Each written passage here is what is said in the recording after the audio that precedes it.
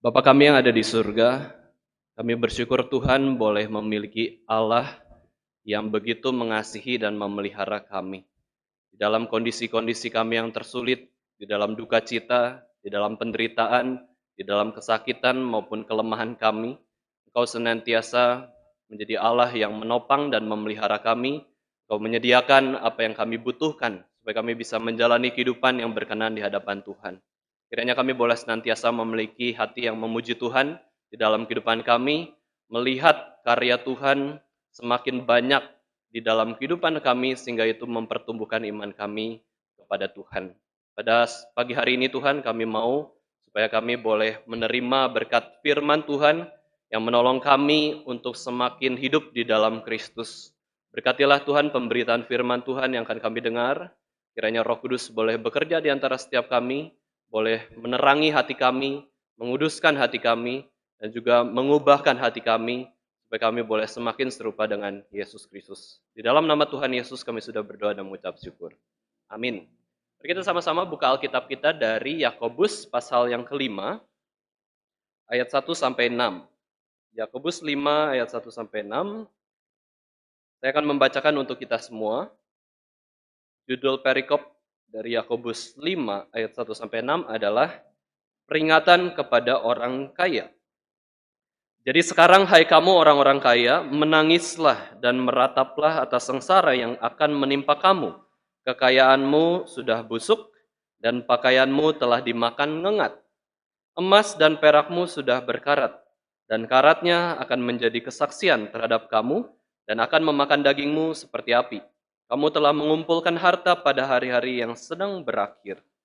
Sesungguhnya telah terdengar teriakan besar karena upah yang kamu tahan dari buruh yang telah menuai hasil ladangmu, dan telah sampai ke telinga Tuhan semesta alam keluhan mereka yang menyabit panenmu.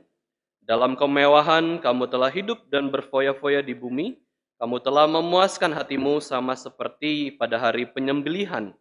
Kamu telah menghukum bahkan membunuh orang yang benar, dan ia tidak dapat melawan kamu. Bapak Ibu Saudara sekalian, manusia memang butuh uang untuk bisa hidup.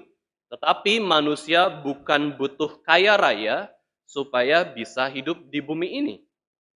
Kita memang butuh uang, tapi kita tidak boleh diperbudak oleh uang, bahkan uang itu menjadi tujuan utama di dalam kehidupan kita waktu kita bekerja sehari-hari atau melakukan aktivitas sehari-hari. Ya, uang tidak boleh menjadi tujuan hidup kita. Meskipun kita memang butuh uang. Uang tidak boleh kita cintai meskipun kita membutuhkannya. Tapi Tuhanlah yang harus kita cintai. Tujuan hidup kita harus jelas, yaitu memuliakan Tuhan dan menikmati selama-lamanya. Ketika tujuan utama ini jelas, jadi uang itu bukan menjadi tujuan utama dalam hidup kita. Kalau kita sudah tahu tujuan hidup kita yang jelas, yaitu harus menyembah Tuhan, memuliakan Tuhan, dan menikmati Tuhan selama-lamanya. Uang bukanlah menjadi tujuan utama dalam hidup kita, tetapi uang bisa menjadi instrumen untuk menggenapkan tujuan utama di dalam kehidupan kita sebagai manusia. Dengan uang kita bisa memuliakan Tuhan. Dengan uang kita bisa menikmati Tuhan. Bapak Ibu Saudara sekalian, Presiden ke-45 dari negara Amerika, yaitu siapa? Mungkin tidak banyak yang tahu ya, 45 presiden. Sekarang presiden yang ke-46. Presiden 45 adalah Donald Trump. Negara Amerika sudah begitu lama berdiri, sudah begitu maju, sampai bisa ada presiden 46 presiden. Bayangkan ya, 46 presiden. Indonesia tahun depan baru ya memasuki periode beberapa presiden, tetapi kalau kita lihat sejarah Indonesia itu tokohnya itu presiden ada 8 nama, ada 8 nama saja. Ya, kita boleh terus berdoa untuk negara ini, tetapi kita lihat ya, Donald Trump itu pernah membuat buku berjudul The Art of the Deal atau Seni Kesepakatan. Ya, dia mempublikasikan bukunya tahun 1987. Waktu itu saya belum eksis dalam bumi ini, belum dilahirkan, 1987 ya. Tahun itu Donald Trump membuat bukunya sudah eksis, seperti itu ya. Dia jelaskan tentang pengalaman pribadinya bagaimana cara-cara menjadi pebisnis yang berhasil. The art of the deal. Seni bersepakat, seni bekerja sama dengan orang, seni menghasilkan uang bersama-sama. mencari keuntungan. Siapa sih yang nggak suka uang? Nah, ini kalau mau cepat kaya ya, baca buku ini ya. Bercanda ya ini, bercanda ya. Ya ini tentu Donald Trump menulis buku tersebut supaya banyak orang kaya raya. Tapi kurang lebih ketika saya coba review-review lah ya, saya nggak baca bukunya ya, harus baca buku-buku Momentum, Teologi Reform, itu yang harus saya baca ya. Kalau buku untuk jadi kaya nggak usah baca. Tetapi saya kurang lebih tahu lah, apa sih inti dari tulisan dari Donald Trump di buku tersebut, yaitu apa? Berani berpikir besar. Ya, jangan suka putus asa. Harus menjadi golongan yang senang berjuang, fighting spirit. Wah, ini nasihat seperti Pendeta Stephen Tong ya, punya fighting spirit. Jangan golongan putih. Ya, ada yang menyebut golongan putih itu apa? Golput ya. Golongan putus asa. Jangan golongan putus asa. Kita harus golongan yang semangat. Ya, kita bisa katakan juga sih kalau tahun depan kita memilih presiden, wakil presiden, jangan golongan putih ya, baik golongan putih benaran atau golongan putus asa. Jadi kita nggak milih lah, semuanya jelek misalkan seperti itu ya. Loh justru ada pilihan, kita pilih yang lebih kurang jelek daripada diantara yang jelek, gitu aja kan ya. Kalau memang ada yang bagus ya kita pasti pilih itu. Tapi kalau diantara tiga yang jelek, ya udah pilih yang kurang lebih jelek dibandingkan yang lain. Sederhana. Golongan putih bukan pilihan bagi orang yang menjadi warga negara di negara tersebut. Nah kemudian Bapak Ibu Saudara punya niat yang besar untuk, tapi ini ya nasihatnya apa? Untuk menjadi besar dan kaya. Nah, ini tentu ya, ya itu perlu hati-hati. Tetapi prinsip dari buku tersebut, The Art of the Deal adalah giving the best in everything. Kita lakukan yang terbaik dalam segala sesuatu. Oh ini seperti firman Tuhan ya. Sebenarnya datang dari firman Tuhan nasihat ini yaitu apa? Lakukanlah segala sesuatu seperti untuk Tuhan, bukan untuk manusia. Maka kalau kita melakukan segala sesuatu seperti untuk Tuhan, bukan untuk manusia, kita akan giving the best. Kita akan memberikan yang terbaik. Ya. Pada kenyataannya mungkin kita tidak bisa jadi yang terbaik.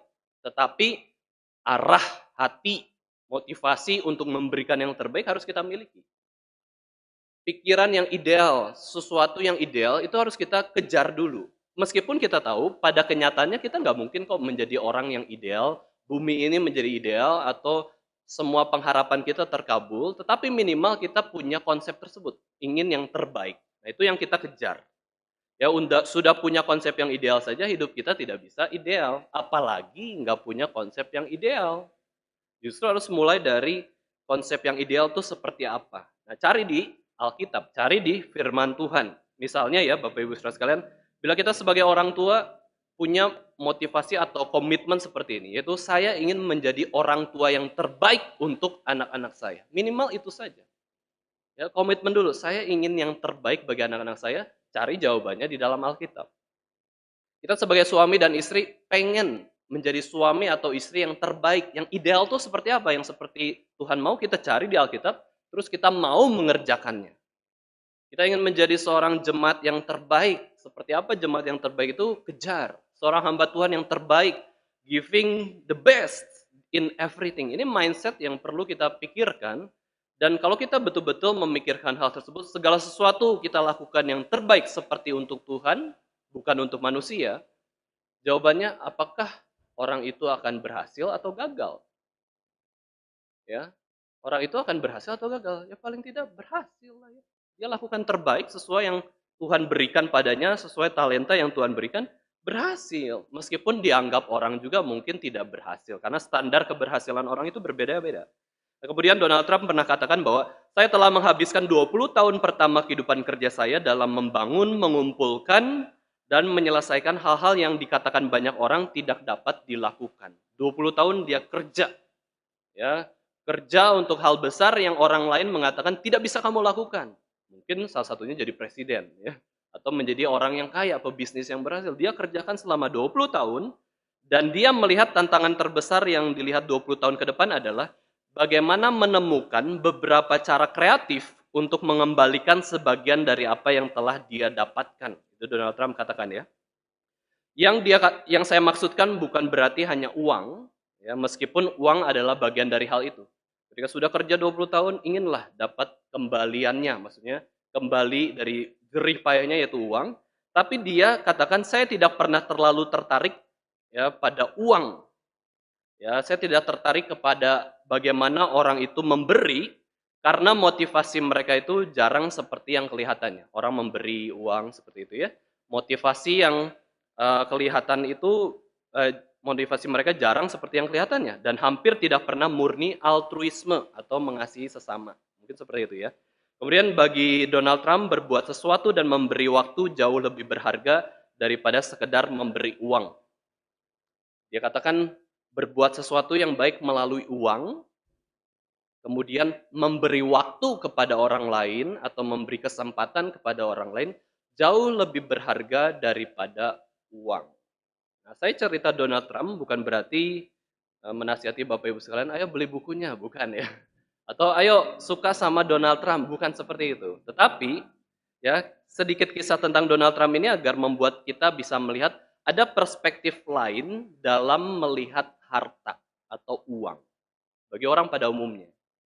Ya, Donald Trump Kristen, oke. Tapi nggak tahu betul-betul Kristen nggak, ya. Cuman kalau kita lihat dalam posisi dia tuh bukan menomorsatukan uang. Dia memberi uang itu bukan yang utama, tetapi melakukan sesuatu dengan uang, ya memberi perhatian dengan melalui uang, ya kemudian memberi waktu dan kesempatan kepada orang lain, itu jauh lebih berharga daripada memberikan uang kepada orang lain. Itu dari sisi dia. Bapak Ibu sekalian, dari kisah singkat ini kita bisa melihat bahwa hidup kita memang bukan sekedar materi saja. Baik uang, harta, makanan, dan minuman, hidup itu jauh lebih besar dan jauh lebih indah daripada kita melihat nilai uang saja atau harta yang kita miliki. Hidup manusia seharusnya hidup di dalam kerajaan Allah. Kita konsepnya dari Alkitab, justru kita harus hidup di dalam kerajaan Allah. Memberikan orang kerajaan Allah itu jauh lebih mulia, jauh lebih indah dibandingkan memberikan uang, seperti itu ya. Alkitab katakan, sebab kerajaan Allah bukanlah soal makanan dan minuman, tetapi soal kebenaran, damai sejahtera, dan sukacita oleh Roh Kudus. Jadi kita konsepnya lebih tinggi lagi dibandingkan hal yang materi, yaitu bicara soal kingdom of God, soal kebenaran dari Allah Bapa, damai sejahtera dari Yesus Kristus, dan juga sukacita dari Roh Kudus. Uang bukanlah segalanya. Ada yang lebih berharga daripada uang, yaitu soal menggunakan waktu dengan bijaksana.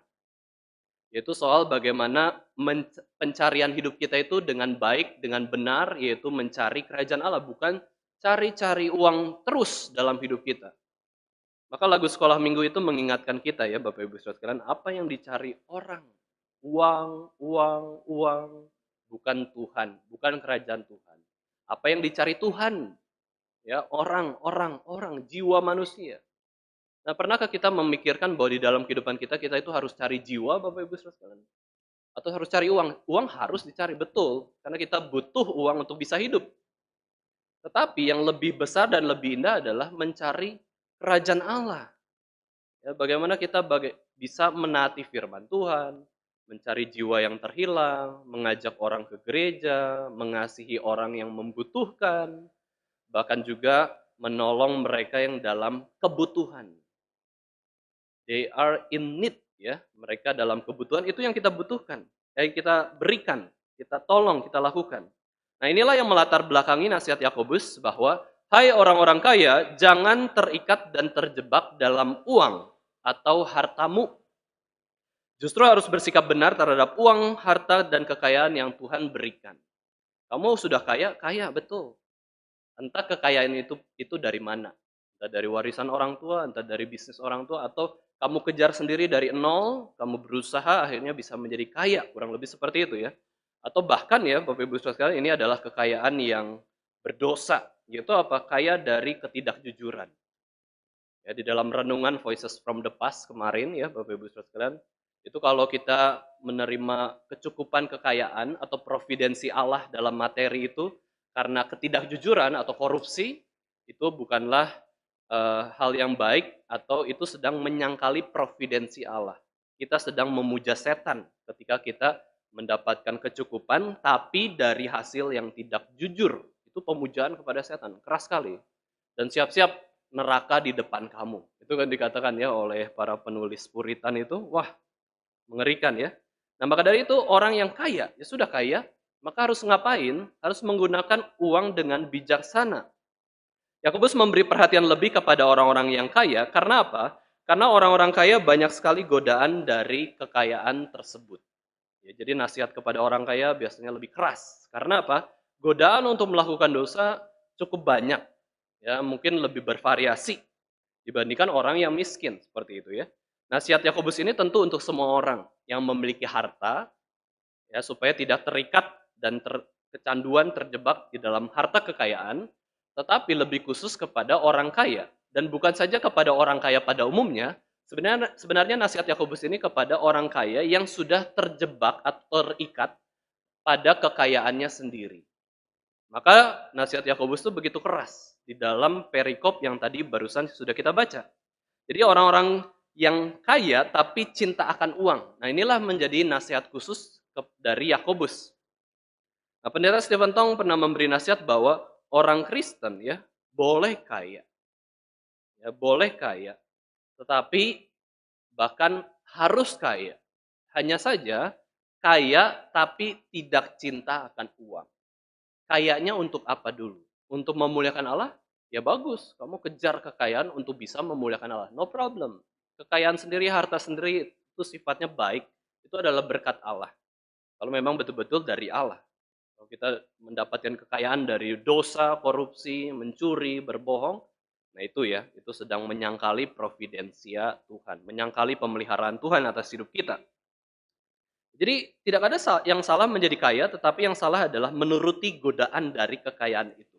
Jadi tujuan, motivasi kita memiliki kekayaan itu perlu benar untuk apa dulu. Jangan sampai kita menjadi kaya karena cinta akan uang. Jadilah kaya karena tidak cinta akan uang. Jadilah kaya karena cinta akan Tuhan. Maka mau menggunakan seluruh kapasitas hidup yang Tuhan berikan kepada saya untuk bisa memuliakan Tuhan. Dan termasuk menjadi orang yang kaya. Gak semua harus jadi kaya, gak semua juga harus miskin ya. Tetapi kita lakukan kapasitas kita di hadapan Tuhan. Nah, maka dari itu kita tidak boleh punya sifat atau hasrat cinta akan uang. Itu hati-hati. Nah, nasihat kepada orang-orang kaya, kamu sudah melihat kekayaan, kamu sudah bergaul dengan kekayaan, godaan terbesarmu adalah apa? Kamu cinta kepada kekayaan itu. Dan kalau cinta kepada kekayaan itu sudah mulai awal dari kejatuhan. Dapat dikatakan bahwa harta atau kekayaan atau uang sebenarnya berhala yang paling favorit ya di seluruh kehidupan manusia, ya kan? Orang semua butuh uang, karena butuh jadi suka. Ya, kalau tidak butuh ya mungkin tidak suka ya, tetapi karena butuh uang, akhirnya itu bisa menjadi berhala, hati kita diikat oleh berhala, dan ciri-ciri berhala adalah berhala itu menghalangi kita untuk datang kepada Tuhan. Kita tidak bisa mengenal Allah lebih jelas, karena ada berhala di depan kita. Yakobus memperingati orang-orang kaya atau disebut sebagai yang lebih jelas ya, adalah para pemilik tanah. Nah, pada waktu itu orang kaya identik dengan orang yang punya banyak tanah. Yakobus mengatakan, jadi sekarang hai kamu orang-orang kaya, menangislah dan merataplah atas sengsara yang akan menimpa kamu. Ya, orang-orang yang kaya yang cinta akan uang. Ini lebih tepat. Ya. Bagaimana mungkin kalau orang yang kaya itu sudah sungguh-sungguh sudah takut akan Tuhan disuruh nangis? Ngapain ya? Tapi kalau orang kaya sudah cinta akan uang, jadi itu disuruh menangis dan merataplah. Karena apa? Dikatakan sengsara yang akan menimpa kamu. Ini ada seperti nubuatan juga. Ya, Yakobus mengatakan demikian. Supaya apa? Orang yang kaya yang cinta akan uang itu berhati-hati. Jangan cintakan uang atau kekayaan. John Calvin mengatakan bahwa bagian ini bukanlah suatu seruan agar orang kaya tersebut itu bertobat. Ya, bukan ayo bertobat, jangan cinta akan uang, bukan sekedar itu sebenarnya pada mulanya.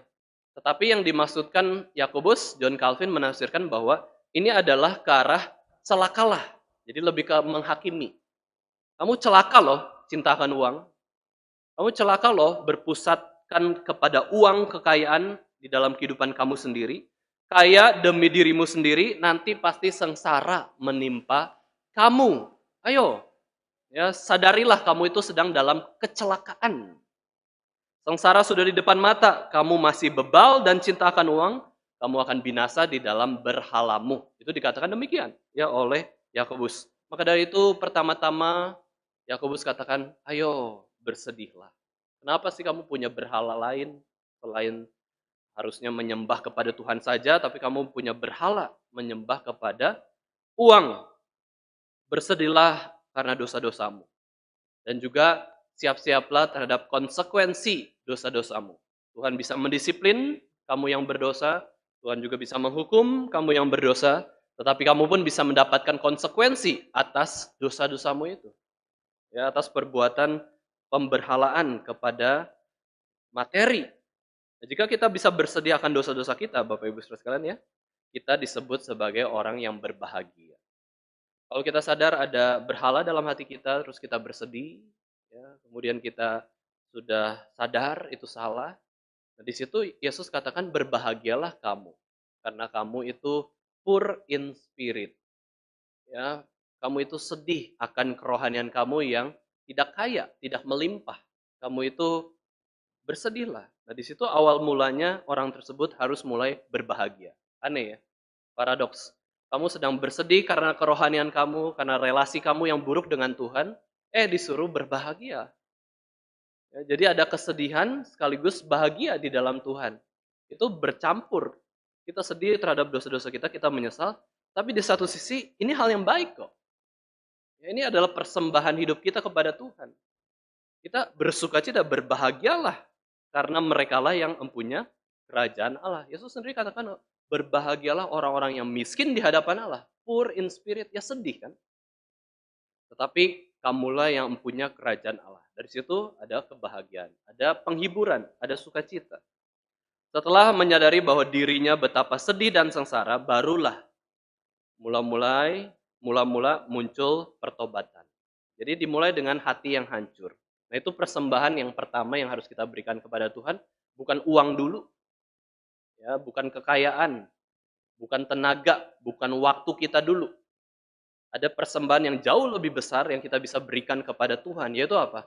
Hati yang hancur, hati yang patah, hati yang sedih karena menyadari dosa-dosa kita, menyadari penyembahan berhala kita. Nah, di situ kita persembahkan hati yang hancur kepada Tuhan. Tuhan senang. Tuhan akan memberikan pertobatan, Tuhan memberikan penghiburan dan bahagia. Nah, disitulah baru muncul pertobatan. Kalau disuruh bertobat, nggak sedih-sedih, nggak menyesal-menyesal, nggak sadar akan dosanya, ya nggak bisa. Itu hanya pertobatan perilaku, tapi hatinya tidak berubah. Itu hanya perubahan perilaku saja, dari buruk jadi baik, tapi tidak ada sungguh-sungguh pertobatan yang dari hati sendiri. Ya, maka dari itu Bapak Ibu sekalian, jangan sampai ya kita pikir kita itu sudah menyembah Yesus Kristus dengan setia, tapi ternyata ada berhala yang lain. Alkitab mengatakan kita nggak bisa seperti itu. Kalau kita masih ada berhala yang lain, ada Tuhan Yesus, kita nggak mungkin menyembah Yesus. Itu menyembah berhala. Pilihannya cuma satu ya, dua lah ya, Tuhan Yesus atau berhala ya, Mamon. Kalau menyembah dua-duanya, Yesus katakan, kamu akan membenci yang satu dan mengasihi yang lain. Berarti pilihannya adalah, kamu itu menyembah Yesus yang membenci berhala, Mamon. Tapi kalau kamu bilang, saya menyembah Yesus, tapi saya juga cinta akan uang. Itu kamu cinta akan uang, bukan cinta akan Yesus Kristus. Itu Alkitab sendiri mengatakan demikian. Perkataan Yakobus seperti perkataan Yesus Kristus dalam Lukas 6 ayat 20 sampai 26. Yang Yesus katakan adalah sebuah peringatan, teguran, dan juga anjuran kepada orang-orang yang memiliki dua jenis kehidupan ini ya. Kalau dikatakan yang bagian pertama, berbahagialah kamu. Ayo berbahagia, meskipun kamu menderita, kamu dikucilkan karena iman kamu. Kamu susah waktu menaati firman Tuhan, kamu susah waktu ke gereja, ya mendengarkan firman Tuhan mungkin berat, tetap kamu harus berbahagia. Karena itu yang dikehendaki Allah. Tetapi kamu itu celaka. Kamu itu dalam kondisi celaka, kalau kamu mengandalkan kekayaan kamu. Kamu sudah dapat penghiburan dari kekayaan kamu. Sehingga kamu melupakan Tuhan, maka celakalah hidupmu yang tidak berpusat kepada Tuhan. Nah, pada bagian ini kita bisa melihat Allah yang menghakimi. Ya, Allah yang menghakimi adalah Allah yang menghukum dan mendisiplin mereka yang berdosa, tetapi juga Allah yang menghakimi adalah Allah yang memberkati mereka yang taat. Ketika Tuhan melihat orang tersebut layak untuk diberkati, dikatakan berbahagialah. Tapi ketika Tuhan melihat orang itu begitu jahat, begitu menyembah berhala, Allah katakan celakalah. Tuhan itu Allah yang adil, Allah yang menghakimi dengan adil. Yang berdosa sedihlah, yang taat berbahagialah, jangan kebalikannya. Ya. Yang berdosa bahagia, sukacita. Yang taat, aduh menderita, sedih gitu ya, jangan. Kita kalau sudah taat harus punya sukacita, harus punya semangat. Karena apa? Anugerah dari Tuhan, penyertaan dari Tuhan. Itu yang perlu kita lakukan. Lalu di ayat 2 sampai 3, Yakobus menjelaskan tentang sengsaranya orang-orang yang berpusat pada kekayaan. Ya, ayat 2 sampai 3 itu menjelaskan bahwa kamu kalau sudah cintakan uang, apalagi kamu orang-orang kaya, apa yang terjadi pada hidupmu? Kekayaanmu sudah membusuk. Pakaianmu telah dimakan ngengat. Itu dikatakan demikian. Sudah membusuk. Ya, berarti sudah mengalami kebusukan. Tetapi masih ada kekayaannya. Pakaianmu telah dimakan ngengat. Ya, ya sia-sia.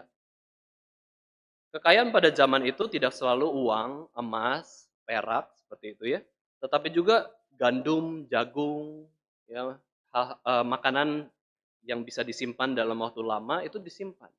Dan akhirnya kekayaan itu kalau disimpan, nggak dibagikan, ya sudah mau expired gitu ya, terus simpan-simpan ya membusuk, sia-sia. Kekayaanmu itu sudah membusuk. Kalau kamu cintakan uang, wah enggak, ini punya saya. Orang lain nggak boleh mendapatkannya. Akhirnya membusuk. Pakaian disimpan di lemari begitu banyak, disimpan begitu saja. Loh, seminggu kita pakai pakaian tuh berapa sih? Akhirnya disimpan-simpan terus, akhirnya jamuran, ya ngengat, mungkin ada binatang-binatang yang bisa memakan pakaian tersebut, kain tersebut, kayak gitu ya. Emas dan perak itu juga bisa menjadi alat investasi pada waktu itu ya, pada zaman itu. Tetapi Yakobus katakan bahwa emas dan perakmu itu sudah berkarat. Ya meskipun kita tahu emas itu ya tidak bisa berkarat ya. Tapi maksudnya adalah betul-betul sia-sia. Kita banyak investasi emas, perak, itu pun tidak digunakan dengan baik, bijaksana, ya akhirnya sia-sia. Ya, percuma. Kalau sudah karatan kan percuma, tidak bisa digunakan dengan baik, kotor. Dan karatnya akan menjadi kesaksian terhadap kamu dan akan memakan dagingmu seperti api, akan menjadi sia-sia. Intinya adalah, bila hidup berpusat pada kekayaan, maka mendapatkan kecelakaan. Ya, pasti kecelakaan di dalam apa yang dimiliki maupun di dalam hatinya sendiri. Intinya orang harus cinta akan Tuhan. Jangan cinta akan uang. Justru cinta akan uang tidak memperoleh kedamaian dari Tuhan. Tapi orang yang cintakan Tuhan, dia akan memperoleh damai sejahtera dari Yesus Kristus. Ini masalah hati kembali ya. Yakobus menasihati para pembacanya itu, ayo tiliklah hatimu. Ada berhala lain enggak? Ya, ada berhala-berhala yang begitu banyak, cuman jumlahnya berapa? Coba teliti baik-baik. Atau kamu betul-betul hanya menuhankan Yesus Kristus. Kalau sudah menuhankan Yesus Kristus, bagus, puji Tuhan. Kamu akan mendapatkan kedamaian. Tetapi kalau orang itu cintakan uang, justru akan kehilangan manfaat dari apa yang bisa diberikan kekayaan. Tapi kalau kita cintakan Yesus sungguh-sungguh, uang sedikit pun itu bisa jadi berkat yang besar. Nah, kita cinta Yesus sungguh-sungguh. Kita ingat kisah seorang janda miskin dan sudah tua ya. Ketika semua orang memberikan persembahan yang banyak-banyak, bunyi koin yang begitu limpah, ya sengaja dikerasin ya jatuhnya supaya kering kering gitu ya. Tapi janda yang miskin ini cuman kasih ya cuman 2 keping perak gitu ya. Sederhana, 2 dinar ya. Pokoknya jumlah yang sangat kecil. Tapi Tuhan katakan ini persembahan yang paling besar, paling berharga. Tuhan Yesus katakan demikian. Kenapa? Dia cinta Tuhan sepenuh hati. Dia nggak cintakan uang. Ketika dia mempersembahkan dua koin itu ya, dia harus berpuasa 2 hari kali atau sehari. Karena apa? Cintanya akan Tuhan. Bapak Ibu saudara sekalian, beberapa waktu lalu banyak berita juga ya yang seperti ini, yaitu seorang warga di Solo mengalami kesedihan karena uang kertas yang ditabung dalam celengan plastik ternyata dimakan oleh rayap. Yaitu mungkin kita dengar juga bukannya warga di Solo tapi juga warga di tempat lain ya. Terus mereka ingin menukarkan uangnya ke Bank Indonesia, tapi Bank Indonesia sendiri ada syarat menukarkan uang. Ya nggak bisa uang yang betul-betul rusak itu ditukarkan, nggak bisa. Akhirnya kemana? Hilang. Uang itu hilang ya, karena dimakan rayap. Uangnya dikatakan yang di dalam berita tersebut, uangnya sudah ditabung sekitar 2,5 tahun. Menabung uang 2,5 tahun itu cukup lama ya, sampai 50 juta. Kemudian lenyap begitu saja. Dia seorang pekerja biasa, ya dia menabung sebulan berarti ya saya hitung-hitung ya Bapak Ibu saudara, kalau 2,5 tahun dapat 50 juta berarti sebulan itu 1,6 juta. Ya dia menabung. Nah, ini bukan berarti kita lihat dia kemudian kita menghakimi bahwa dia cintakan uang ketika dia menabung terus hilang uangnya karena rayap, bukan ya. Namanya menabung itu sah-sah saja, bahkan harus. Apalagi kalau kita lihat background dari seorang bapak ini yang menabung 2,5 tahun sedikit demi sedikit, yaitu tujuannya apa? Tujuannya sangat mulia. Ya, ini mulia dalam konteks mereka, yaitu supaya bisa apa? Bisa umroh, ya ziarah. Ya, umroh itu ziarah ke Mekah. Sifatnya rohani banget, ya. Menabung untuk ziarah rohani. Karena bagi mereka, umroh itu bisa menghapus dosa, umroh itu bisa memperoleh ketenangan hati, umroh itu meningkatkan iman dan ketakwaan, umroh juga bisa doanya dikabulkan ya. Dan juga bahkan ya, umroh itu bisa memperoleh surga. Maka semangat nabungnya ya, nabung aja untuk hal-hal yang seperti itu. Nah, poinnya Bapak Ibu saudara sekalian adalah harta kekayaan itu bisa lenyap dimakan rayap atau ngengat. Itu betul seperti yang Alkitab katakan, janganlah kamu mengumpulkan harta di bumi. Di bumi ngengat dan karat merusakannya dan pencuri membongkar serta mencurinya.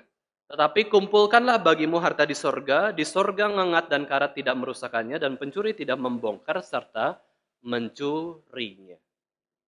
Kalau orang-orang di luar sana yang belum mengenal Yesus tapi hatinya itu ingin mengumpulkan harta di surga, ingin mendapatkan surga bahkan, ya, apalagi harusnya orang Kristen. Orang Kristen sudah mendapatkan surga loh, tapi hatinya masih duniawi. Kita lebih kalah daripada orang-orang yang belum kenal Yesus Kristus. Jangan-jangan kita belum kenal Yesus Kristus, bayangkan ya. Karena kita sudah dapat surga, sudah dapat Yesus Kristus, sudah tahu dunia ini diciptakan, bukan tercipta sendiri kayak gitu ya. Masih kita suka sama materi, cinta akan uang, itu bahaya sekali. Itu dosa besar sekali. Di Persekutuan Pemuda di Geri Solo kemarin itu saya membahas tentang mujizat ya, mujizat. Apa sih mujizat yang terbesar yang pernah Allah kerjakan di dalam bumi ini? Biasanya kita akan berpikir, oh kebangkitan orang mati. Ya. Kemudian apa? Yang sakit sembuh. Yang sembuh sakit, mujizat bukan ya? Yang sehat sakit, mujizat bukan ya? Atau kutukan ya? Wah, kita bisa juga bingung-bingung, itu mujizat atau gimana? Efek dosa, kita katakan ya. Efek dosa itu memang sakit dan kematian. Tapi kemudian kita pikirkan lagi Bapak Ibu saudara sekalian, sebenarnya dunia ini pun dimulai dengan mujizat. Namanya creation, itu salah satu mujizat paling besar di seluruh dunia, yaitu namanya penciptaan. Dari tidak ada menjadi ada. Dan yang terbesar yang selanjutnya adalah orang yang rohaninya mati kemudian bangkit. Itu adalah mujizat terbesar. Kalau kita sudah menerima dua mujizat ini, kita percaya penciptaan dan juga percaya Yesus Kristus, perlu cari mujizat apa lagi sih dalam hidup kita? Orang mati bangkit itu tidak lebih besar daripada rohani kita mati kemudian bisa kenal Tuhan yang sejati. Ya orang mati bangkit, ya oke, itu memang besar ya, cukup besar. Bagaimana orang yang sudah mati kemudian bangkit. Tapi mujizat yang besar itu adalah bicara soal penciptaan dan juga regenerasi, creation and regeneration. Itu adalah sudah mujizat terbesar dalam hidup kita. Maka dari itu, orang Kristen tidak harus cari-cari mujizat. Ya, karena mujizat terbesar sudah kita terima. Bukan berarti kita menolak mujizat ya Bapak Ibu sekalian. Mujizat itu adalah suatu hal yang bertentangan dengan hukum alam, tapi Tuhan bekerja akhirnya kita terima. Ya tentu itu semua mujizat yang baik ya, tapi kita tidak boleh mencintai mujizat lebih daripada Tuhannya sendiri. Tuhan yang memberikan mujizat. Maka sebagai orang Kristen kita harus menabung hal-hal surgawi, bukan hal-hal duniawi. Nabung uang boleh, sangat boleh untuk persiapan ke depan, menghadapi masa depan. Tetapi jangan lupa juga menabung hal-hal surgawi. Itu yang jauh lebih utama dibandingkan menabung hal-hal materi di hidup bumi ini. Lakukanlah hal yang bersifat kekal, yaitu kebenaran firman Tuhan. Ketika kita melakukan kebenaran firman Tuhan itu kekal. Dan disitulah kita menabung harta surgawi di surga. Lalu nanti waktu kita sudah tabung, kumpulkan harta di surga, upahnya apa sih? Apa yang kita dapat? Waktu kita masuk surga, terus kita tanya Tuhan, Tuhan mana tabunganku gitu ya? Tabunganku apa sih yang aku dapatkan di surga itu? Ya tidak ada yang tahu persisnya apa yang Tuhan akan berikan kepada kita di surga, upah apa, tetapi yang pasti ada upah. Para teolog mendefinisikan atau mengartikan upah itu apa sih? Upahmu besar di surga, kayak gitu kan ya. Biasanya kalau sudah pelayanan, ya, wah saya dapat apa bercandanya ya. Habis pelayanan dapat apa sih saya gitu. Kemudian orang itu mengatakan dapat upah, upahmu besar di surga gitu ya, nggak dapat apa-apa maksudnya di bumi ini. Nah, kemudian apa sih upahnya itu? Para teolog sudah memikirkan upah yang kita dapatkan di surga adalah apa? Pujian dari Tuhan. Itu bisa berbeda-beda. Kemudian sukacita ketika bertemu dengan Tuhan mungkin bisa berbeda-beda juga. Yang pasti kita nggak bisa iri hati, karena iri hati adalah dosa ya di surga. Tapi intinya ada perbedaan. Masa orang Kristen yang membunuh dengan tidak membunuh sama-sama masuk surga, upahnya sama, itu tidak adil. Orang Kristen yang membunuh dan tidak membunuh, upahnya harusnya lebih kecil yang membunuh, pernah membunuh orang. Ya, tapi orang Kristen yang takut akan Tuhan sungguh-sungguh, upahnya betul-betul besar di surga. Itu beda. Ya, entah itu pujiannya, sukacitanya, dan lain-lain ya. Tuhan bisa menyatakan keadilannya di dalam upah yang Tuhan berikan. Nah, kemudian Bapak Ibu sekalian, Yakobus menjelaskan 4 dosa yang dilakukan oleh orang yang kaya tapi cintakan uang. Yang pertama apa? Kita bisa lihat ya di dalam perikop itu, yaitu dia hanya peduli pada urusan menimbun kekayaan pada hari-hari terakhir. Jadi sukanya tuh cari uang, simpan. Udah. Bahkan dia nggak gunakan loh ya. Dia cuma cari, simpan. Pokoknya banyak, udah selesai. Itu demi kepuasan diri saja. Padahal kalau kita sudah tahu menjelang hari-hari terakhir hidup kita, seharusnya kita ngapain? Harusnya kita melakukan hal-hal yang bermanfaat, hal-hal yang bersifat kekal. Ya, tetapi mengumpulkan harta di sini dikatakan dia cuma mau menimbun harta kekayaan, padahal hidupannya sudah cukup sehari-hari. Bahkan sudah cukup mungkin bertahun-tahun ke depan dia juga sudah cukup, tapi dia pengen terus timbun harta bukannya menjadi berkat dengan hartanya tersebut. Bahkan dia memuaskan hawa nafsu demi kesombongan karena punya banyak uang. Di Alkitab, Bapak Ibu Saudara sekalian, orang Farisi pernah disebut oleh Lukas sebagai hamba-hamba uang. Orang Farisi loh. Orang Farisi memangnya banyak uang? Enggak. Tapi orang yang gak banyak uang pun bisa menjadi hamba uang. Karena apa? Sukanya ngumpulin uang, gak suka berbagi. Ya, sukanya mengumpulkan harta, terus disimpan baik-baik, terus puas gitu. Saya punya banyak tabungan. Seperti itu saja ya. Dia dikatakan oleh Lukas hamba uang, bukan hamba Tuhan. Itu betul-betul ya, kita harus memikirkan hati kita itu bagaimana. Di zaman akhir ini, janganlah sampai kita diperbudak oleh materi. Apalagi kalau kita tahu hidup kita tinggal sedikit lagi lah. Hidup kita sudah sedikit lagi, mau apa lagi sih? Mau cari uang terus, simpan yang banyak, yang kaya, akhirnya ingin mendapatkan pujian dari orang, wah orang ini kaya raya, gitu ya. Apakah seperti itu? Atau maukah yang diingat itu adalah orang ini melayani Tuhan dengan setia? Ada seorang pengurus Semarang ya, beberapa tahun lalu meninggal dunia, memang sudah cukup tua ya, sudah umur 70-an tahun. Ya, apa sih yang diingat orang tentang kehidupannya? Saya sendiri ya, Bapak Ibu saudara sekalian, apa sih yang diingat ketika merenungkan tentang seorang pengurus GRI Semarang itu yang baru meninggal? Oh, dia sudah tua, dia pernah kena sakit jantung, tapi dia suka olahraga, suka jalan, dan yang mendekati akhir hidupnya itu dia yang sering dia lakukan adalah suka jalan pagi kan? Jalan pagi, terus sambil dengar apa? Sambil dengar khotbah patong. Jadi sudah jalan pagi sehat 1 jam, dengarkan satu khotbah, selesai 1 jam. Wah, sehat jasmani, sehat rohani, gitu ya. Kadang-kadang dia juga dengar khotbah itu sambil cukup keras, jadi orang-orang di sekitar juga mendengarkan suara khotbah, gitu ya. Dan itulah ya salah satu yang bisa kita wariskan kepada orang. Waktu kita lagi nge-gym, ya Bapak Ibu Saudara sekalian, lagi kardio, lari-lari sejam daripada dengerin lagu ya, dengerin khotbah. Sehat jasmani dan rohani ya, itu mengumpulkan harta di surga seperti itu ya. Kemudian kemarin waktu PI Rumah Sakit di Solo, Bapak Ibu sekalian, saya kunjungan kepada pasien ya, dan kemudian ada ibu mertuanya di sana. Nah, ibu mertuanya cerita, ngobrol-ngobrol lah intinya, dan dia mengatakan bahwa saya sudah 59 tahun, saya sudah pensiunan. Kegiatan saya ngapain aja, yaitu ya sibuk-sibuk pelayanan aja gitu ya. Udah mau nggak ada kerjaan lagi gitu ya. Udah pensiun, mungkin sudah dihidupi oleh anak-anaknya. Apa sih yang saya bisa lakukan? Cari uang lagi. Anak-anak yang cari uang, dia ngapain? Ya pelayanan, sibuk di gereja, ini dan itu, pelayanan, melayani Tuhan. Dia sedang mengumpulkan harta di surga dengan pelayanan yang dia lakukan. Ya, makin tua, makin tahu bahwa harta itu tidak bisa kita bawa mati kok. Ya. Makin tua, harusnya kita semakin bijaksana, sehingga bisa menggunakan waktu dengan maksimal untuk hal-hal yang kekal. Tetapi ini juga menjadi nasihat bagi kita yang masih muda. Justru masih muda, ya tekun. Menekuni satu hal yang memang bisa memuliakan nama Tuhan. Ya salah satunya adalah di dalam gereja Tuhan. Semangat melayani, tekun. Ada kalanya kita mau melayani pun tidak bisa kok. Loh, kalau kita bisa melayani, kenapa kita tolak? Ada kalanya kita mau melayani, kita bisa, tapi kesempatan tidak ada. Nah, lebih baik kan kita mumpung masih ada, kita bisa melayani dengan sungguh-sungguh. Ada seseorang mengatakan definisi mengumpulkan harta di surga yaitu apa? Yaitu melakukan apapun yang di bumi yang pengaruhnya itu bertahan selamanya.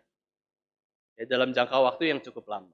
Melakukan apapun di bumi yang pengaruhnya itu bertahan selamanya. Kalau bisa lama di bumi ini. Maka ini adalah ciri-ciri orang yang berhati besar. Ya, hidup kita cuma 80 tahun, bagaimana apa yang kita perbuat itu bisa bertahan mungkin 80 kali 8 tahun misalkan ya, atau 80 kali 2 tahun lah, 160 tahun kemudian masih bertahan. Salah satunya apa Bapak Ibu sekalian? Bisa membuat sekolah, bisa membuat institusi, ya membangun gereja juga itu bertahan bisa puluhan tahun setelah kita meninggal ya Bapak Ibu sekalian. GRI Yogyakarta sedang membangun gedung ya bernilai mungkin hampir 20 miliar ya kira-kira ya, seingat saya. Pembangunan gedung gereja adalah salah satu mengumpulkan harta di surga. Kenapa? Karena lewat gedung gereja yang kita bangun, kita dukung ya, dan orang-orang yang beribadah di gedung gereja tersebut itu bisa kekal. Ya, gedung gereja itu coba kita lihat di gedung gereja yang ada di Yogyakarta, ada gedung gereja yang mungkin sudah ratusan tahun, 200 tahun, ada loh ya. Itu kan sifatnya apa? Mendekati kekal, lama gitu ya, lama. Nah, itu yang dimaksudkan kita mengumpulkan harta di surga, yang sifatnya di bumi ini lama, tetapi juga berkenan kepada Tuhan di surga. Maka bersyukurlah kalau kita boleh berbagian ya di dalam pembangunan rumah Tuhan. Yaitu suatu mengumpulkan harta di surga. Matthew Henry menulis bahwa manusia bersusah payah untuk menimbun kekayaan, dan kekayaan itu seperti tumpukan kotoran di ladang. Tidak ada gunanya, maksud Matthew Henry. Kalau kita kumpulkan kekayaan, itu seperti mengumpulkan kotoran di ladang. Nah, bagaimana kotoran di ladang itu bisa menjadi bermanfaat? Matthew Henry katakan disebarkan. Bukan sebarkan kotorannya ya, tapi sebarkan uangnya ya untuk pelayanan sosial, untuk sesama yang membutuhkan, bukan yang menginginkan ya. Karena banyak orang juga yang menginginkan pemberian orang lain. Kepada yang membutuhkan kita beri dengan murah hati. Kepada pelayanan sosial kita beri ya. Kepada gereja Tuhan nggak masalah. Jika Tuhan gerakan kita memberikan persembahan, berikan. Itu dosa pertama dari orang yang kaya yang cintakan uang, yaitu peduli menimbun kekayaan pada hari-hari terakhir. Yang kedua, yaitu apa? Menahan atau menekan upah para pekerjanya. Ya, namanya juga pemilik tanah ya, Bapak Ibu Saudara sekalian. Tanah saja dimiliki kok ya, begitu besar, banyak mungkin. Nah, maka ada pekerja-pekerja yang menjaga tanah tersebut, apalagi belum digunakan. Maka dari itu, si orang kaya ini namanya cintakan uang ya, dia kasih upah pegawainya itu sedikit aja, di bawah UMR kalau bisa gratis. Ya, pokoknya nggak usah bayar, diperbudak. Ya, apalagi zaman itu masih ada perbudakan. Ya, kamu jadi budak saya, yang penting saya berikan makanan dan tempat tinggal cukup, nggak dikasih uang, nggak dikasih tambahan, bonus, kayak gitu ya. Wah, kasihan dia sudah bekerja siang malam, dia punya keluarga sendiri, si majikannya tidak memikirkan kehidupan pegawainya, maka ini adalah sebuah perbuatan yang kejam, ya, yang menindas orang-orang yang miskin memang. Namanya pegawai, namanya budak yang cuma bisa menjaga tanah gitu ya, ya namanya miskin mereka. Ya, mereka tidak dapat kesempatan banyak untuk bekerja yang lain, tetapi orang kaya itu malah memanfaatkan dengan seenaknya. Dan itu dikatakan orang kaya yang kejam. Mereka tidak peduli pada orang yang marginal dan akhirnya sengaja menyengsarakan mereka. Sudah kerja puluhan tahun, gaji nggak naik. Ya.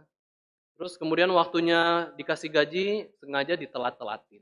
Supaya si pegawainya tahu, saya ini nggak kaya-kaya banget kok, ya nggak bisa on time gitu ya. Udah ditelat-telatin, telat berapa minggu, setengah minggu, bahkan ada juga yang memang memperbudak pegawai itu. Ya suruh kerja berbulan-bulan nggak dikasih uang. Terus ya udah, saya nggak ada uang. Terus akhirnya ngambek kan si pegawainya, pergi pegawainya. Yes, dia untung, ya nggak usah kasih uang ya. Bayangkan ya, orang kaya itu bisa sangat kejam kepada orang-orang yang miskin, yang tidak punya uang. Bukannya harusnya murah hati ya sebagai orang kaya, tetapi malah makin pelit, makin tidak memberi. Nah, kita belajar bahwa jika di antara kita ada sebagai pemimpin bisnis atau perusahaan ya, jangan sampailah, minimal jangan telat membayar gaji pegawai atau menetapkan gaji lebih kecil daripada seharusnya padahal kita mampu memberikannya. Di dalam kitab Ulangan 24 ayat 14 sampai 15, mari kita baca. Ulangan 24 ayat 14 sampai 15, ini betul-betul teguran ya dari Tuhan sendiri.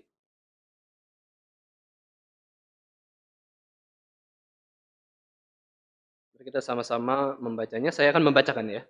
Janganlah engkau memeras pekerja harian yang miskin dan menderita, baik ia saudaramu maupun seorang yang asing yang ada di negerimu, di dalam tempatmu. Pada hari itu juga haruslah engkau membayar upahnya sebelum matahari terbenam. Ia mengharapkannya karena ia orang miskin, supaya ia jangan bersuruh kepada Tuhan mengenai engkau dan hal itu menjadi dosa bagimu. Doa orang yang ditindas ya, itu malah bisa menjadi dosa bagi orang yang menindasnya. Unik ya, dosanya ini unik loh ya. Ini dikatakan di kitab Ulangan 24 ayat 14 sampai 15. Kalau orang yang ditindas berdoa kepada Tuhan, Tuhan, majikan saya ini kejam, pelit, minta ampun deh, mati aja dia ya. Sampai kayak gitu, si majikan itu juga berdosa di hadapan Tuhan. Ya si orang miskin juga berdosa kali ya, karena emosi, benci sama majikannya ya, pegawainya dibenci, dua-duanya berdosa. Ya, karena apa? Pengakuan si pegawai itu. Kalau memang tulus loh ya. Bukan akhirnya menjelek-jelekan majikannya, tapi tulus secara objektif harusnya begini dan begini.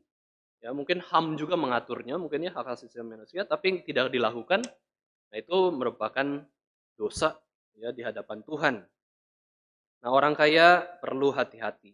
Dosa yang ketiga, hidup berfoya-foya atau menceburkan diri pada kesenangan duniawi. Ini seperti perumpamaan anak yang hilang ya, Bapak Ibu Saudara sekalian.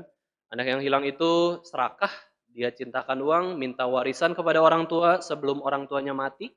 Dia ingin cintakan uang, pergi berfoya-foya. Habiskan uang, mabuk-mabukan, hidup bebas, dan akhirnya jatuh miskin. Anak yang hilang ini serakah. Ini adalah dosa keserakahan. Orang kaya yang cintakan uang bisa jatuh ke dalam dosa berfoya-foya atau materialisme. Orang yang tidak kaya juga sama, ya bisa juga berfoya-foya atau materialisme ya, percaya hal tersebut. Bahkan hamba Tuhan pun sama. Ya, berdasarkan ayat ini Bapak Ibu saudara, maka seorang hamba Tuhan yang hidup mewah-mewahan, yang menghabiskan banyak uang untuk kepentingan dirinya sendiri, pasti salah, pasti berdosa. Karena apa? Karena hamba Tuhan itu tidak boleh demikian, Dan juga hamba Tuhan itu justru harus menunjukkan kemurahan hati kepada banyak orang, ya, kepada banyak orang. Para hamba Tuhan yang suka barang-barang bermerek demi kesombongan diri misalkan ya, bukan demi seni ya, demi seni mengajarkan seni kepada orang lain, suka barang-barang yang mahal, suka transportasi yang mahal-mahal, suka dilayani dengan fasilitas bintang 5 kayak gitu ya dan lain-lain, itu hamba Tuhan yang berdosa. Tidak boleh hamba Tuhan demikian. Kita sudah juga melihat teladan dari pendeta Stephen Tong ya. Baju pendeta Stephen Tong yang biasa aja, gak mahal-mahal jasnya. Kalau transportasi itu pakai yang kelasnya bisnis aja sebisa mungkin. Tapi justru jemaatnya ya mungkin ya ini demi kenyamanan ya mungkin sedikit meningkat ya kelasnya, tetapi Pak itu sederhana sekali. Karena apa? Seorang hamba Tuhan, dia itu kalau kaya pun nggak bisa kaya. Karena apa? Uang yang dia atur, maksudnya di dalam gereja kan dia mengatur, mengarahkan, anggap gerejanya kaya raya, banyak uang, dia bisa mengalokasikannya untuk pelayanan yang lain yang juga membutuhkan banyak uang. Maka bisa kaya gitu? Gak bisa. Hamba Tuhan itu pasti gak bisa kaya. Karena apa? Kalau dia kaya pun, dari persembahan orang, baik yayasan maupun gerejanya, dia akan alokasikan untuk yang lain. Untuk pendidikan sekolah, untuk seni, untuk budaya, untuk rumah sakit. Gak bisa kaya. Maka hamba Tuhan yang bisa kaya raya, yang mewah-mewahan, pasti berdosa. Pasti. Karena berarti dia tidak mengalokasikan persembahan orang untuk kepentingan umum. Padahal itu firman Tuhan katakan. Pasti itu berdosa. Karena dia fokus kepada pribadi diri sendiri. Ya, bukan berarti hamba Tuhan nggak boleh yang memiliki fasilitas yang layak. Beda loh ya. Kalau presiden dikasih mobil Agya misalkan layak gitu ya. Presiden lah mobilnya Agya, bayangkan ya. Enggak kan ya? Ya kasih yang layak-layak. Memang jabatannya demikian, ya kasih yang layak. Nggak masalah kalau memang layak. Tapi kalau sudah berlebihan, hamba Tuhan harus punya jet pribadi. Nah, itu kan berlebihan. Presiden aja kagak punya ya. Ini hamba Tuhan mau punya jet pribadi, mau punya rumah mewah ya. Presiden aja. Gak banyak seperti itu. Yang layak. Nah, itu beda ya. Yang layak, yang adil dengan yang berlebihan. Nah, itu nggak boleh berfoya-foya. Orang yang kaya yang cintakan uang harus, itu dosanya ya dosanya. Dosa keempat yang terakhir, yaitu bahkan orang yang kaya yang cinta akan uang, bahkan membunuh orang-orang yang benar, yang baik. Dia rela membunuh polisi misalnya ya, yang baik demi kekayaan. Dia rela bunuh musuhnya. Orang yang benar, orang yang baik, rela membunuh. Bayangkan ini adalah dosa cinta akan uang. Dan lagi apalagi dia kaya, dia bisa menggunakan uangnya untuk membuat hakim itu mati. Polisi itu mati, gitu ya. Hamba Tuhan itu celaka. Itu bisa loh ya. Itu orang kaya yang sudah terpikat hatinya akan uang dan dia sudah terjebak. Maka 1 Timotius 6 ayat 10 mengatakan, karena akar segala kejahatan ialah cinta akan uang. Sebab oleh memburu uanglah beberapa orang telah menyimpang dari iman dan menyiksa dirinya dengan berbagai-bagai duka. Maka dari itu doa dari firman Tuhan ini sangat menghibur kita. Tuhan janganlah berikan aku kekayaan sehingga aku melupakan Tuhan. Tuhan juga jangan berikan aku kemiskinan sehingga akhirnya aku melakukan dosa atau mencuri kayak gitu ya. Berikanlah makanan kami yang secukupnya. Ya, berikanlah makanan kami yang secukupnya. Tapi Tuhan bilang katakan, aku ingin kamu kaya. Ya jangan tolak ya. Tapi kalau Tuhan bilang, aku ingin kamunya miskin kok. Ya jangan tolak juga, terima aja. Ya, baik kekayaan maupun kemiskinan yang datangnya dari Tuhan, kita harus terima. Tetapi doa kita adalah berikanlah yang secukupnya. Untuk bisa hidup sehari-hari dan untuk bisa melayani Tuhan. Terakhir, mari kita ikuti nasihat dari John Wesley ya. Itu adalah pendiri dari gereja Metodis, Bapak Ibu Saudara sekalian. Dia pernah berkata kalimat bagus sekali. Gain all you can, save all you can, give all you can. Gain, save, give. Dapatkan apapun yang kamu bisa dapatkan. Simpan apapun yang kamu bisa. Ini hati-hati ya, jangan seperti orang kaya yang cintakan uang simpan doang. Tapi selanjutnya adalah give apapun yang kamu bisa berikan. Coba berikan kepada Tuhan, kepada sesama. Terus John Wesley bisa memberikan kalimat itu, prakteknya apa? Wah, ini kan hamba Tuhan ya, susahnya jadi hamba Tuhan ya, kalau sudah khotbah bagus-bagus, benar semua, lihat hidupnya dulu. Ya, kita pasang CCTV dalam kehidupannya gitu ya. Itu kalau jemaatnya yang terlalu ingin menghakimi ya, gitu ya. Tetapi kalau kita lihat John Wesley melakukan apa yang dia berikan, semboyan itu ya. Gain all you can, save all you can, give all you can. Komitmen Wesley adalah dia salah satu orang yang konsisten sepanjang hidupnya. Waktu dia sebagai siswa di Oxford, dia hidup menghabiskan, ini nggak tahu ya berapa ya tepatnya, tapi dari data adalah dalam 1 tahun itu dia menghabiskan sebagai mahasiswa itu 28 pound. Ya.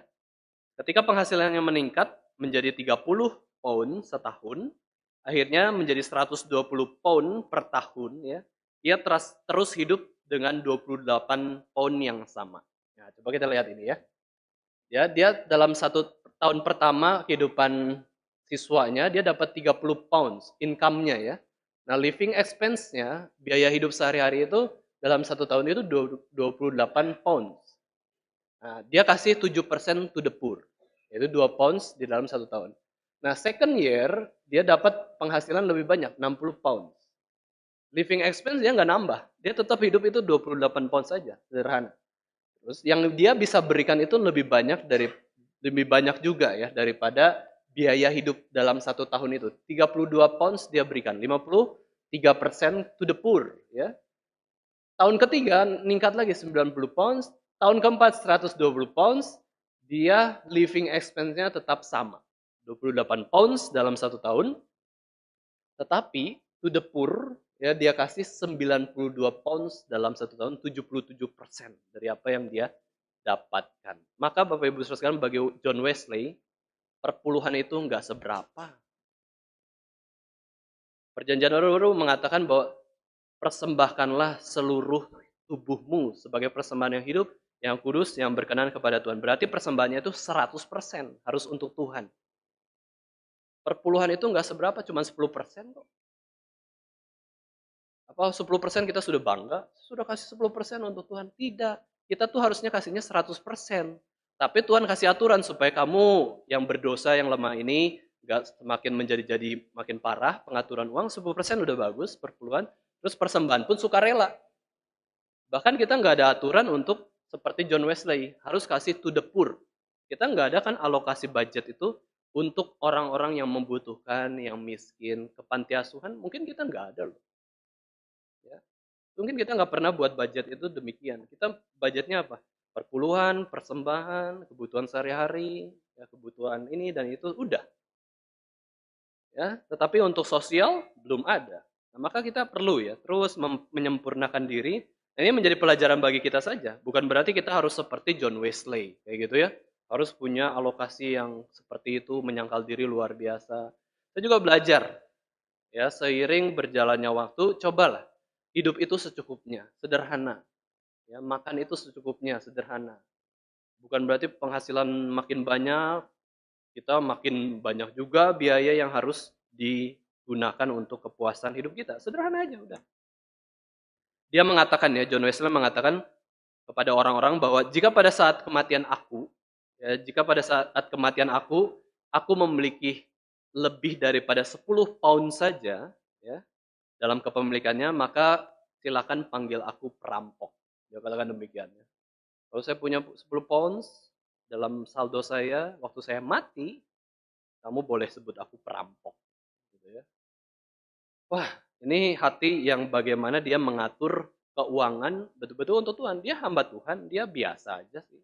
Ya, dia nggak mungkin bukan hamba Tuhan yang bisa mendapatkan banyak uang juga. Tapi dia living expense-nya biasa saja.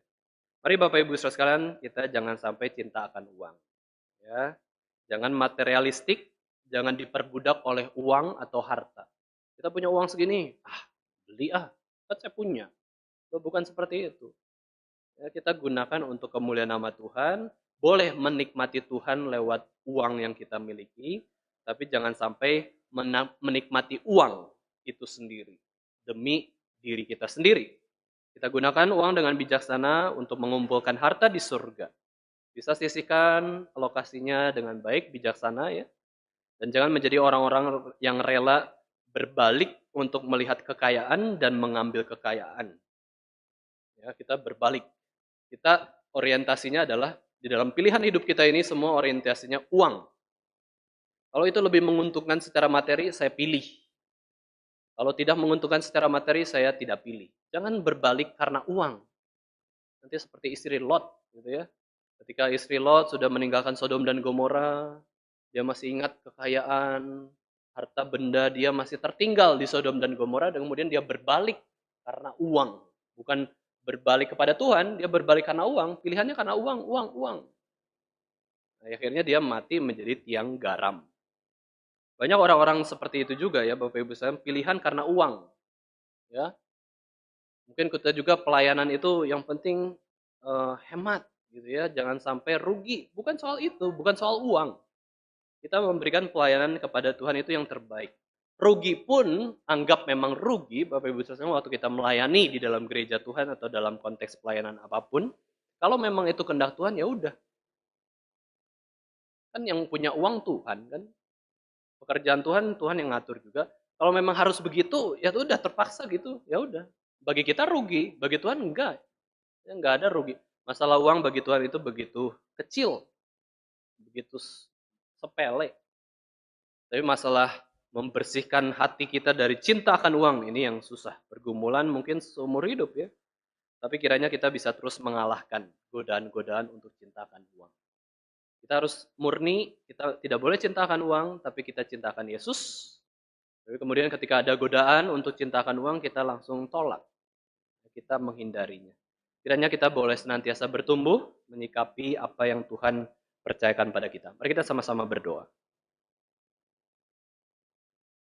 Bapa kami yang di surga, terima kasih untuk nasihat dan juga peringatan kepada kami semua, supaya kami tidak cinta akan uang, melainkan kami seharusnya mencintai apa yang Tuhan cintai, mencintai Tuhan Yesus Kristus, mencintai pekerjaan Tuhan, mencintai firman Tuhan, mencintai hal-hal baik, perintah Tuhan dalam kehidupan kami, supaya ketika kami menjalani kehidupan di bumi ini, kami bisa terus menyenangkan Tuhan.